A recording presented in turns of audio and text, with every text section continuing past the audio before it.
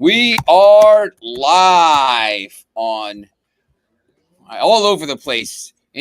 Instagram, Twitter, X, whatever it's called now. Let it run. Make sure you go and put this banner up there. Make sure you go to our follow us on X. You can watch the show live right now on there, and you can watch it on my Insta or my X as well as Jim's and a bunch of places. But we're back at Gulfstream.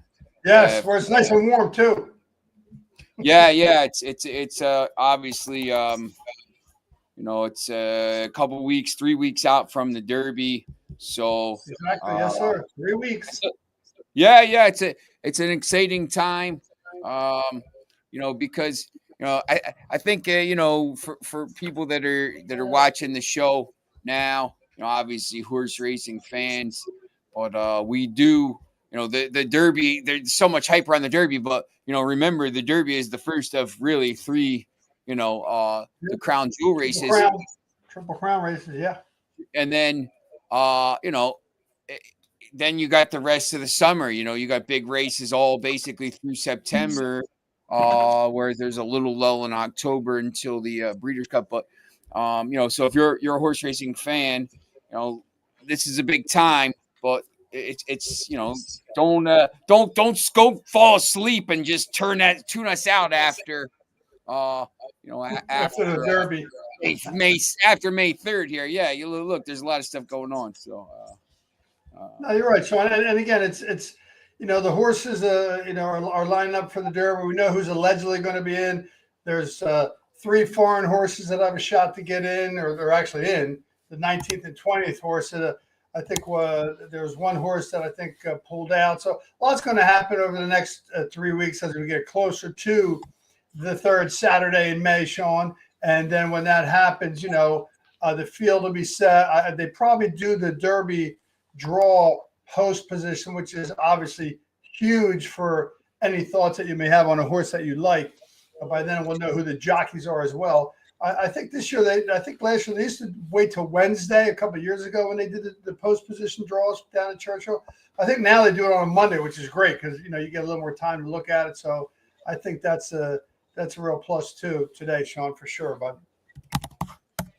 Yeah, I just see if I can pull this up real quickly here. Sure. Let's see, leaderboard. Let me see if I can get this leaderboard here for everybody. Present, share screen. There we go. Look, Burnham Square's in. Sandman, you're one of your big horses in. Yeah. Journalism is in. Yeah. Yeah, you see, I mean, Tistastic, Tapestry, all these horses have over 100 points. Final Gambit is the last one with 100. Cold Battle with 95.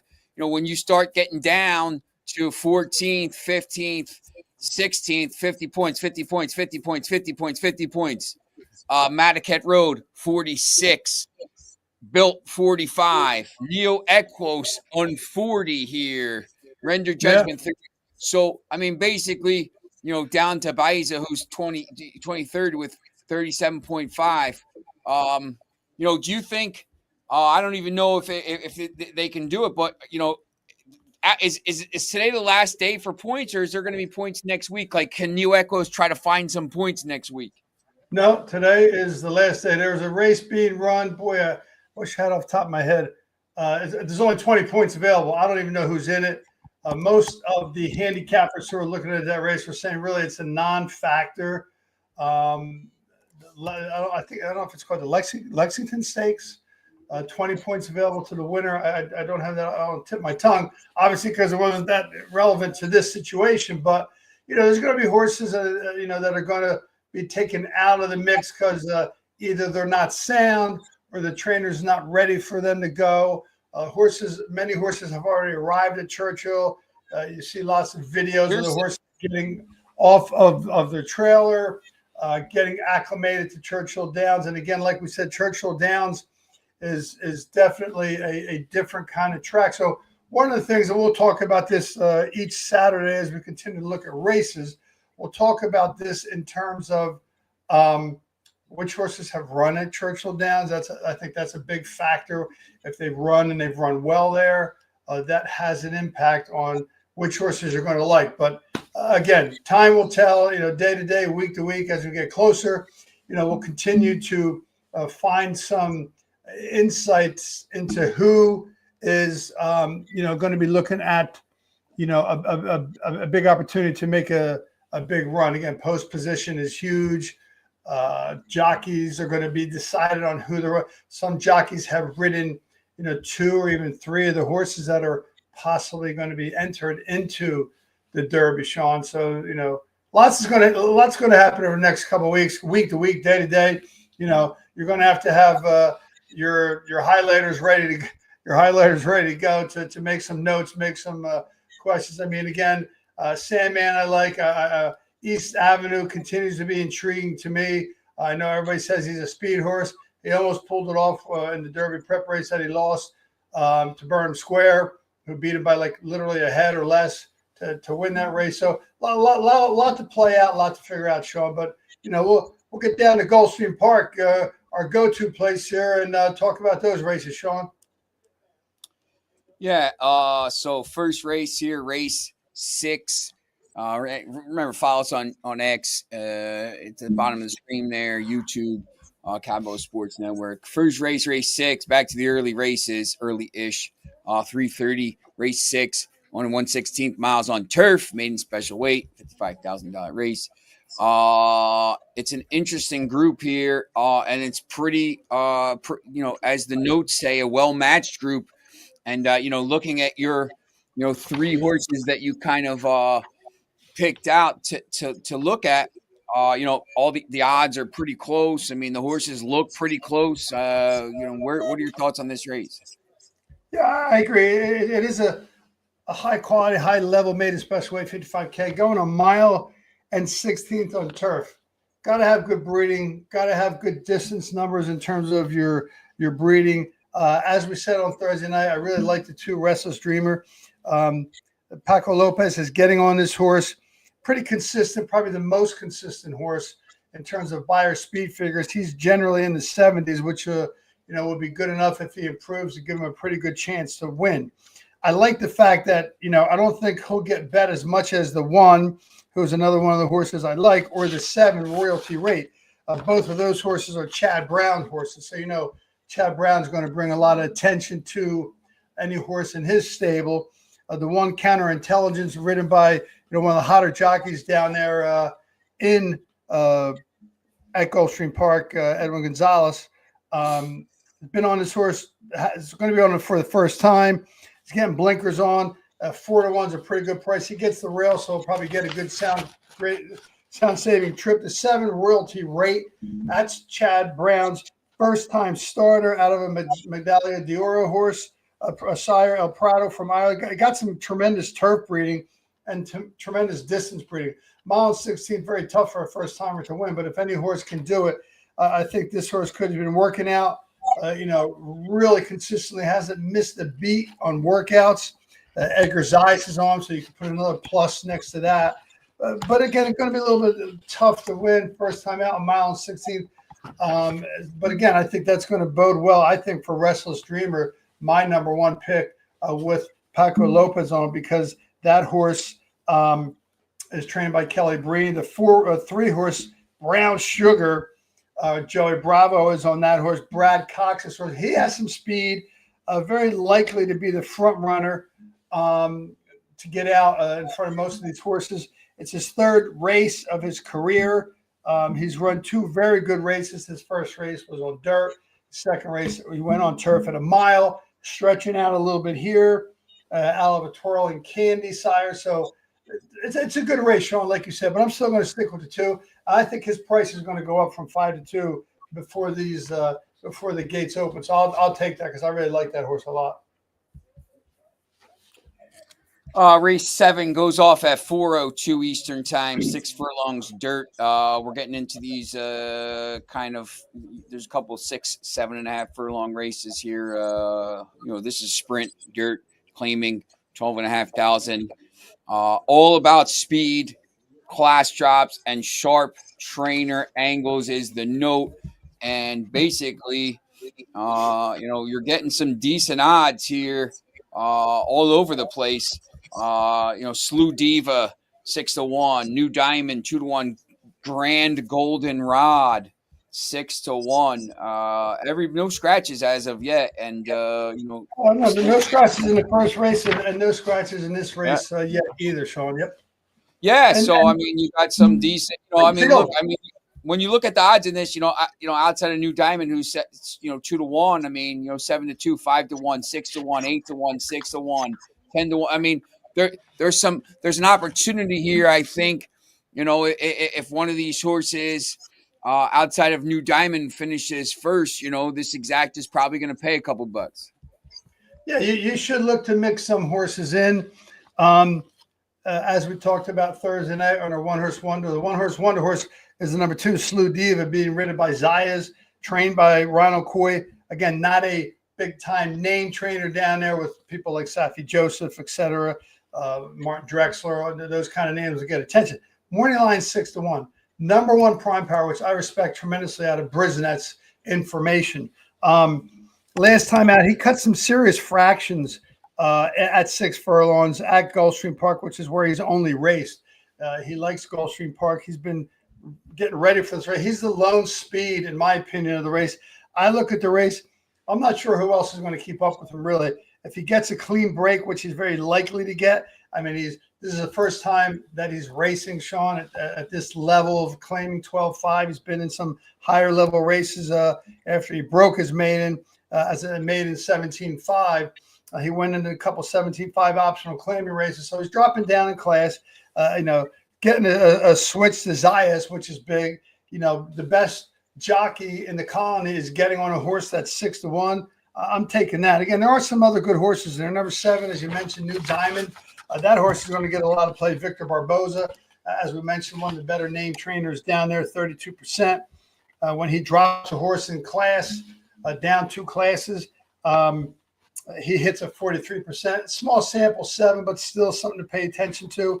And the first time he claims a horse, and this is the first time he claimed this horse, he hits at another 31%. So 2-1, I'm pretty sure that horse is going to be bet down to 9-5 or 8-5 or something like that, Sean. So you're not going to get a lot of value there. Going to be in the mix for sure. Paco Lopez, again, one of the best jockeys there. The other horse, the number 5, Grand Goldenrod. He's a little bit of a price. Again, the hottest Vasquez down there, Martin Vasquez, he's the super hot jockey down there right now. Miguel Vasquez, the hottest jockey down there. He's taking over for Gaffalione on this horse. I think he's got a good chance too. He's dropping down in class again as well. He's taking a big drop in class. He was in an allowance 54,000, 9 winners and 1 last time, dropping down into claiming 12.5. So I would give a look at that horse for a chance to get in the mix. And again, I think, as I mentioned in my article that I wrote down, Sean, I think the number 2 Slew Diva is the best bet to hit the board.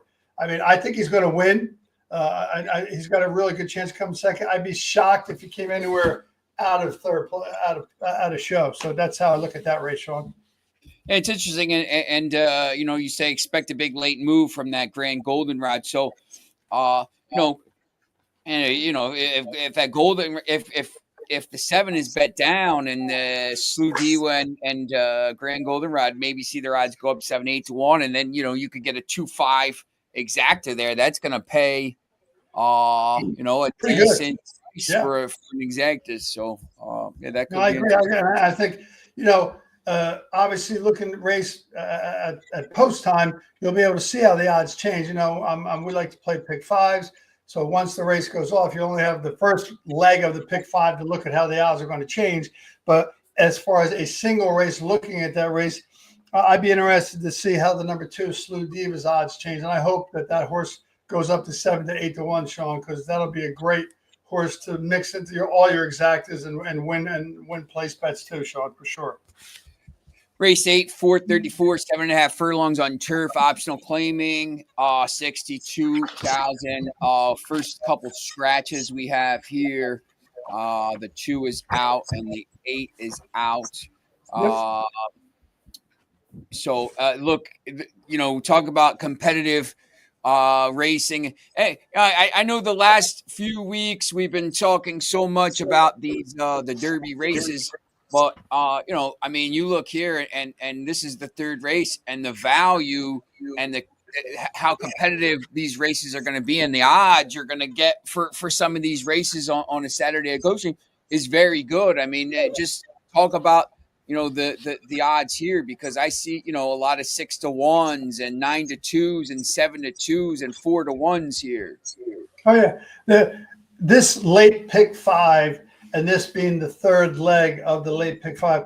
I think again, I look at pick 5s, particularly at Gulfstream Park, late pick 5 every single week, and this is one of the pick 5s that I've seen in my mind that has a very good chance of paying out something pretty big because of some of the prices. And again, like I mentioned on Thursday, Sean, when I break down my analysis and do my article and pick out the horses, when I'm writing up which horse has a good chance, I don't know what the odds are. I print out my past performances off of the DRF site before the odds are posted. So I'm analyzing the race, and I love doing that. And a lot of handicappers do. If you talk to some pretty experienced handicappers, they like to make their own line, or what they call a fair line, fair value line, based on what they think the horse should do. And they compare that fair value line to what the actual line is. And sometimes they're off. I mean, I don't go that deep into it, but I make my picks after or before the lines come out, Sean. So as an example, again, another 6-1 shot that I picked as my best shot, the number 4 Golden Canary. This horse is invading from Woodbine. Mark Cassie is the trainer. He does super up there in Woodbine. The last time out, this horse came from Santa Anita, where he raced in a pretty big race, a stakes race up there. And again, the other Gonzalez is on this horse. This horse has been stabled down in Florida at Palmetto, working out down there, working out real well on March 14th, put in a super solid workout on the turf at 5 furlongs, 58-4. So his race 2 back, which was 7 furlongs, okay, this is 7.5 furlongs. He closed super to win that race and put up an 86 buyer, which at this level, an optional claim of 62 would do very well. So again, another 6-1 shot that, again, I think he'll be bet down a little more than 6-1 in my estimation, just based on what I'm looking at. The other horse that I really like here is another price horse, is the 9 Risk Threshold. If you look at that horse, he's another horse who's dropping down in class. He's been racing in all stakes races before this, 125 stakes, 150K stakes, 135K stakes. Broke his maid and won impressively at 6 furlongs at Aqueduct in Tampa. So he's another invader. He raced at Gulfstream Park once at 7.5 furlongs in his first time out. Didn't do bad. But now he's getting Ruiz, who is a jockey that's known to bring in long shots. When you look at the history of this meet, the championship meet, which just ended, and this summer meet now going on, that guy's a hot jockey. And that horse has a pretty good chance to get the lead and might possibly, not look back if he gets a clean break. The last time out, he had he got bumped at the start. That was a key race. And again, I respect Brisnet tremendously. He's the number 1 prime power with the highest early pace speed figure. A key scratch was the 8 with Paco, the passes with Paco Lopez on him. He had an early pace figure of 101, so that might have given this horse a little bit of competition for the speed. But he's the lone E in terms of pace that Brisnet looks at, and has the highest pace form number at 115. So I'm going to give that horse a good look. I mean, the other horse that's probably going to get bet, and that's why I said a good bet here might be a 469 exacta box. At any rate, you can do it for $2 for $12, $24, whatever you want to do. Is the 4 horse. He's probably going to get a lot of looks. Golden Canary. He's 6-1. Another price. So, I mean, the morning line favorite is, I believe, the 7 Freedom Speaks at 7-2. So, to your point, Sean, you know, there's a lot of value in this race. So, take your shot in this race if you want to spread out and make some money on this race. It's a really good value race. You hit that right on the money. Uh, what do you got? Race number Nine, 9. Race niner. number 8 here at on the dirt. 1 mile optional claiming 25,000. Look, I mean, this is kind of seems to be the thing of the day here. I know there's a horse in here that's 9-5 catalytic, but uh, it's a wide open race again, and there's some decent value again. Again, before I looked at before the odds came out and I started to analyze the race, I mean, I fell in love with this number 2. Who's the king? I don't know who is the king. I think this horse is the king. I don't see a whole lot of other speed in here that's going to go with him if he gets out the way he's going to get out. And again, I love the fact when they put Paco Lopez back on a horse. He was on this horse when he broke his maiden back at Gulfstream Park at a mile on the dirt back in April, about a year ago. Paco Lopez took this horse, took him to the lead, never looked back. He was the favorite then, and now he's 6-1. Again, he's been through a lot of different parameters. He raced in the Pennsylvania Derby, a Grade 1 dirt race where Timeout or Seize the Gray was in that horse in that race. Stronghold was in that race. I'm not 100% sure why they put him in that race, but Safi Joseph knows what he's doing. But again, this horse has 121 early pace time figure, and again, he had a hell of a workout. March 21st, 47-4 for 4 furlongs at Palmetto. So this horse looks like he's ready to go. And if he gets a clean break, that's probably going to be big. And, if you get people like to read the comics, if you look at the comment on the number 2 horse's last out, again, 3 races back was Safi Joseph Jr. said, I got to give this horse a break. He put him in a Pennsylvania Derby. He didn't run very well there, and neither he should have run very well. He was bet 63-1. So obviously the bettors were right, and we knew he didn't have a chance. So Safi Joseph gave him a break, brought him back where he belongs at Gulfstream Park at an optional claiming 25 at a mile. Came out of the gates, ran really well, but that was his first time off a layoff. Second time out, last time out, for you to come and says wilted. Wilted means the horse just at the end just got tired, wasn't running. The jockey let him go, didn't give him anything. Now, I would have been concerned if I saw a comment on the horse that said wilted, Sean, and then he didn't do a workout for a long time. But February 16th was that race. For that horse, the last time he was out, and he didn't waste any time. He came right back March 7th in 2 weeks. And banged out right out of the gates a 47-4 furlong workout. So I don't think he's wilted anymore, Sean. Yeah, I mean, I think that's interesting here. I know, like when we do this once again, I mean, you start to look at some of these races. I think here, exactas, trifectas. Pick 5. I mean, I would think by the end of the day here, I mean, there's a possibility if you're hitting some of these races, you're going to be making a lot of money today. There's no question about it that there's value all over the board. And another thing that's interesting in this race, Sean, and you pointed this out on Thursday, there's all big time trainers' names in Martin Drexler, Safi Joseph Jr., Victor Barboza, Todd Pletcher, Bill Mott. I mean, that's a who's who of trainers putting horses, which they often do, in an optional claiming 25 because that's what's on the ticket for this race. And you mentioned the number 4 horse, Catalytic. That's Safi Joseph's other horse. He has 2 horses in this race. Victor Barboza has 2 horses in this race. But that 4 horse, Catalytic, they're putting Mackay Husbands on him. He's an apprentice jockey who's been riding super well down there. Safi Joseph loves putting this guy on his horses. He's going to get a weight break of about maybe 5 pounds. The horse is a closer. He does come from behind. I'm not so sure there's a ton of speed to set it up for him. But if you look at this horse's history, he broke his maiden impressively at Gulfstream Park. They put him in an optional claiming race.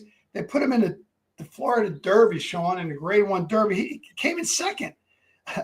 And then they put him in the Kentucky Derby. He didn't run really well there. The one that Mystic Dan won, right, in 2024. And they put him back kind of where he belongs in a $79,000 stakes race at 7 furlongs, mile 16th optional claiming, a mile 16th optional claiming. I'm a little concerned for him, and this is why I have a little bit of a bet against him. For me, anyway, this is my opinion. This race is a mile. It's a one-turn mile. This horse likes to have 2 turns. If you look at what he did in the Florida Derby that he ran second in and the other 2-turn races he's in, I'm not sure he's going to get enough time to get up. That's just my feeling on it, and that's why I'm not saying he's going to finish off the board, but I think he might have a tough time catching my number 1 pick, Who's the King, is why I kind of give that horse a shot. And the number 3, Capitan Danny, Victor Barboza's horse, second time in North America. He's another horse who's got a big closing kick, but I'm not sure he's going to get enough distance in this race for him to get up and win the race. So that's why, again, I'm leaning heavily on the pick number 2, Who's the King. I hope the 2 becomes the king at the end of this race, because that should be big. I have a feeling he's another horse at 6-1, Sean. It's probably going to go up to 7 or 8-1 because of the other trainers, the other horses. That horse, Catalytic's probably going to get bet down 8-5 or lower, because, again, he's racing some amazing races, Florida Derby, Kentucky Derby, and now he's racing an optional claiming 25. And I'm not sure, I don't know, which is interesting. Sorry about that. If as an optional claiming, the 1 is up for claim. The 2 is not. The 3 is not. He's not up for claim. There's only 1 horse up for claim, so they're all there to win, and that does mean something. The 1 is the only horse. He's 15-1. I don't know if he has a shot, but he's got a little bit of speed. I just hope that the 2 goes around him on the rail and gets the lead. But that's an interesting race, Sean. Absolutely. And then race 10, we have 1 scratch, 3, and then obviously the 12, 13, 14. I believe those are the also entered 7.5 furlongs on turf, maiden special weight 5,000. This goes off at 536. Just in time to, when this race is over, cash your ticket in and watch the Masters. Yeah, look, this is another tricky race. Very tricky. Magic Pathway probably going to be Magic Pathway or Benny the Wait are going to be the favorites here. They're both around 2-1, 5-2, something like that.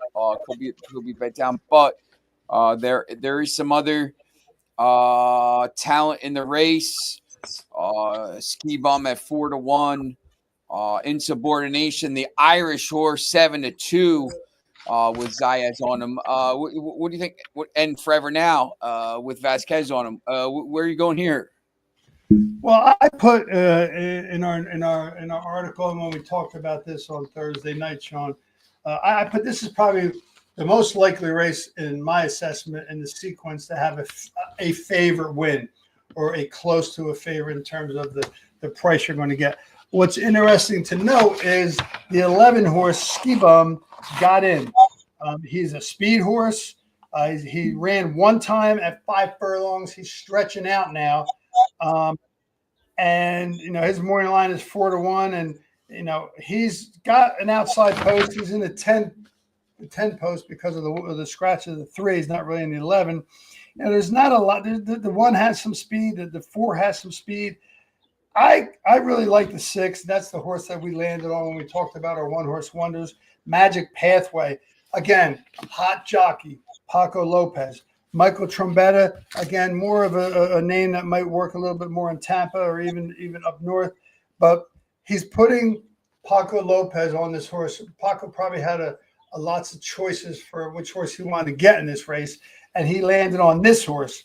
And when Michael Trombetta and Paco Lopez hook up together, they hit it 32% at a big number. It wasn't like just nine times and they did it 3 times, like 45 times, and they've done it 13 times, 14 times. So he gets a lot of mounts from Trombetta, and he gets a lot of mounts on live horses. And this is an example of another one. When he raced the first time on Tapeta, 5.5 furlongs, he didn't do anything. Small buyer, speed figure, stretched him out last time to a mile and 16, ran lights out, came in third. If you watch the race, boy, he tried to win that race. He dug in. He was trying hard at the end. He lost, came in third by 1 3/4 length, not by much. And now Paco's getting on him. I was almost going to single this horse, which would have been a little bit of a risky kind of move, but sometimes you got to do that so I could get many more value horses in races in the first through fourth leg and single. But with the scratches, another interesting horse that got in, and I put in my notes when I went through these races, Sean, on the 11 horse Ski Bum ridden by Gonzalez. Edwin Gonzalez, huh? Yeah, Edwin, right? It's Ski Bum, yeah. That horse looks like he got in, and I put interesting if in, and he got in. And this horse ran a nice race. He's stretching out again, but his breeding suggests he'll handle it well. And second time out, first time long, all potential opportunities for improvement. Gonzalez rode him before.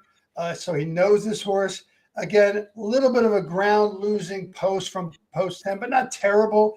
The horse does have a little speed. I mean, he is a turf sprinter last time out, but he is stretching out. He's out of Medaglia d'Oro, so he's definitely got some breeding for distance. So, like you mentioned, Benny the Waiter, the 8 horse is an Ireland horse trained by Todd Pletcher, the second Todd Pletcher horse. He also has the 9. There's a couple interesting horses here that I might look at, but I'm really still going to lean heavily on the 6 Magic Pathway. I just think that horse is really ready to open up and show a big turn of foot in this race. And with Paco Lopez on him, you can be sure that he's going to get a good ride. And Insubordination, like you mentioned, George Dreamweaver, that's a horse that has a little speed. He ran at Saratoga last 2 times out, so he's been running with some quality horses up there in Saratoga. Been down here, Palmetto, for a little while, so he's kind of acclimated here. George Weaver knows how to get horses ready off of this type of layoff. He hits at 32%. And again, you're getting the best jockey in the colony. Edgar Zaya's on him. So a couple ways to go in here. But again, I think this is the most likeliest race where the favorite is probably going to hit the board. And my favorite pick in terms of favorite, watch the tote. But of course, I'll be playing the pick 5. I'm going to think long and hard about possibly singling the 6 Magic Pathway, and hopefully getting to him and looking at a big payout in the will pays just on him, because there's been some high numbers laid out in the first 4 races, Sean. So that's how I look at it, and I'm really excited about this pick 5, Sean. When I see an exciting pick 5, I'm not going to use my man Brian Mulligan's words too much, but look out. I'm going to say look out, Sean. Yeah, it's interesting too, because after the pick 5, there's still 4 more races at Gulfstream, so they're racing till about 8:00 at night tonight. So there's 14 races. Really? Gulfstream starts at 12:50, and the final race 14 is at 7:35. So basically, an entire day of racing, and that last race, they do some funny things there. Never mind. 14. No. It's simulcast from Argentina. I started looking, and I'm like, wait a second. These horses are all from Argentina. What the hell's going on? And then you're like, they do that sometimes. It's called the Hippodrome. I think it's the Hippodrome down in San Isidro, Argentina. Yeah, they're a lot of people get confused. I've been at the track watching many times, and the race is over. I'm putting my papers away, and the guy next goes, "No, there's another race." No, I go, "No, there's not. It's okay. So we'll see how it looks, Sean. But I'm excited about this pick 5. I hope everyone else is excited. I hope everybody else does well. And I have one more hope, Sean. We know we're going to be doing a live podcast from the Ancient Order of Hibernians. We have our first sponsor here for Let 'Em Run. Hamilton Physical Therapy Services is a proud sponsor of Hamilton Physical Therapy Services. is the #1 physical therapy provider of outpatient physical therapy services in Mercer County. Been serving Mercer County since 1978.